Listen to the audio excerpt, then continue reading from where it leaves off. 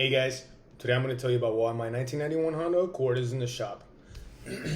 Okay, so if you check out my other videos, you'll see that I did a vehicle speed sensor change on my transmission. I also did a solenoid testing, and after finding out that they did work, I still bought a new set of solenoids just in case it was the solenoids, right? So I switched the solenoids, turns out it's not the solenoids. Car's at the transmission shop, transmission started slipping. It has been happening gradually, so I can't even be upset. I knew it was going to happen eventually. I just kept driving until I gave up. I changed a couple things. It helped it work a little bit by changing some sensors, but the car kept slipping. And I had to take it to a transmission shop. I told the guy the symptoms. He said, maybe it's a sensor. I said, nope, I changed all the sensors already. He said, okay, well, if you know a little about cars and you already changed them, then that means that it's time to just rebuild a transmission. It's a 30-year-old transmission. It's about time. All right, so it's going to be $1,300. So I say $1,300 sounds good. That means that you're going to take the transmission out of my car. You're going to rebuild it, and then you are going to put it in. He agrees. He says that he is going to do a soft part rebuild. He explained that the soft parts are basically these plates in between the gears that help them engage, do some cushioning or something about friction.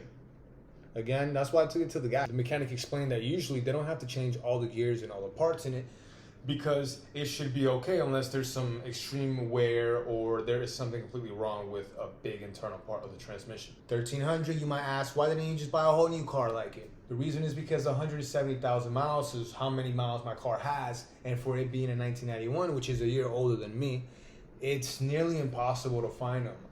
They're very few, and they're very up there in the high prices because they're considered classics now.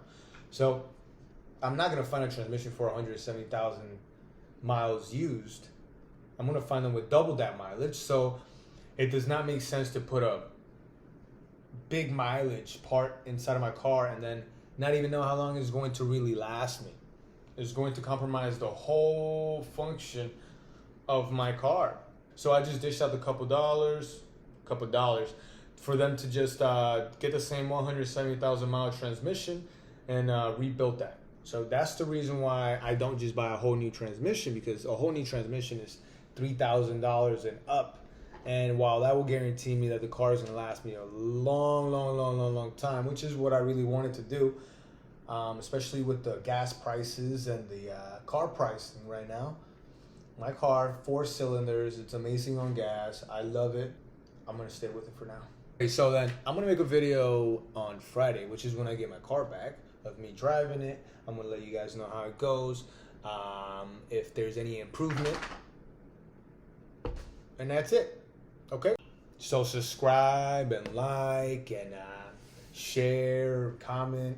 Do whatever you want. I really don't care, because I'm going to keep showing you how to fix your car as I learn how to fix the car.